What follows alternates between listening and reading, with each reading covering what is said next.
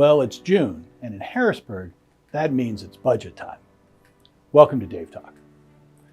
The Pennsylvania Constitution requires state government to pass a balanced budget by June 30th, just as townships have to pass a balanced budget by December 31st. Same rules, same outcome, right? Not. I don't need two hands to count the number of times that Harrisburg has met the state budget deadline in the last decade. But when it comes to township budgets, you meet your deadline every year. You know that budgets are about setting priorities based on what you need and how much you have. Not spending more than you have is just common sense that is used at the township level every day. Ben Franklin once said, if you look after the pennies, the dollars will look after themselves. This year's state budget process is starting with positive comments from all sides about being able to work together. There's a pretty big surplus in Harrisburg, so the focus will be on how to spend it. Without getting into the debate, suffice it to say that there are differing opinions and spending philosophies that will have to be hashed out over the coming weeks. What I do know is that those negotiations will take some time, and therein lies the problem. A legislature in town, ready to work, with time on their hands. That can end either really well, really badly, or a little bit of both. For everything, there is a season. For local governments, will the upcoming season be a season of hope or a season of fear? Lots of legislation is introduced every year, and some of it never sees the light of day. But long days, with a desire to do something, anything, could make for bad outcomes. As an example, instead of fixing prevailing wage, they could actually expand it to cover new areas.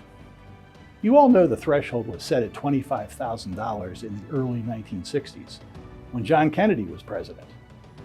Did you know that there are 73 different pieces of legislation currently introduced that talk about adjusting various rates by inflation or the Consumer Price Index?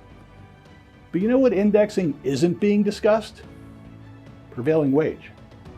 Not eliminating it, not changing the rates, just raising the prevailing wage threshold to be adjusted for inflation. My goodness, I was in diapers when this rate was set.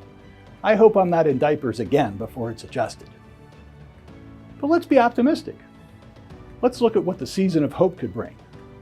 Wouldn't it be nice if the legislature, in their spare time, while they're waiting for budget negotiations to be finalized, would amend the right to know law to stop forcing taxpayers to fund research for commercial requests of public records, and to allow for a fee to be charged to these money-making enterprises?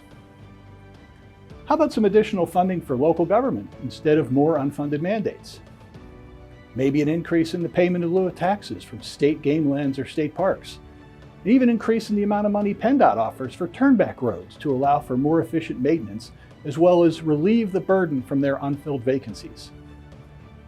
House Appropriations Chair Jordan Harris recently told TVN that when state government doesn't do its job and fund state-mandated programs, they force local officials to rob Peter to pay Paul. We hope he uses his seat at the table to carry through on his vision of partnering with local government. With billions in state surpluses, surely there must be a way to strike the balance between making sustainable investments in the future, funding some previously unfunded mandates, and still return something to the taxpayers. Well, that's all the time I have. We'll see you back here next Tuesday for the next episode of TVN Coffee in the Capitol. And remember to check the descriptions to link to PSATS social media pages and websites. Thanks for tuning in to DaveTalk.